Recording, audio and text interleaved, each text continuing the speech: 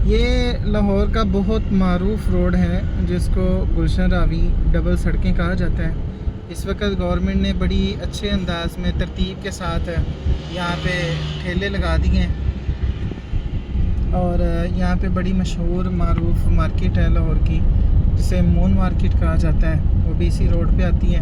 अभी रिसेंटली एक बहुत बड़ा माल यहाँ पे बना है जिसको इम्तियाज़ माल कहते हैं। तो बहुत शानदार और गहमा गहमी होती है यहाँ पे रात के वक़्त। और ये पंजाब हुकूमत का बहुत खुशाइंद इक़दाम है, ये रेडियो वाला सिलसिला जहाँ पहले सफाई का फुकदान था, अब ऐसा सिलसिला नहीं है। यहाँ पे बहुत शानदार जो नया माल बना है इसको इम्तियाज़ माल के नाम से जाना जाता है। यहाँ पे आप देखें पार्किंग पे कितना रश है और यहाँ पे आने के लिए जो है ना वो मून मार्केट आएँ तो ये 5 स्टार होटल है, उसके साथ ही इम्तियाज़ माल है।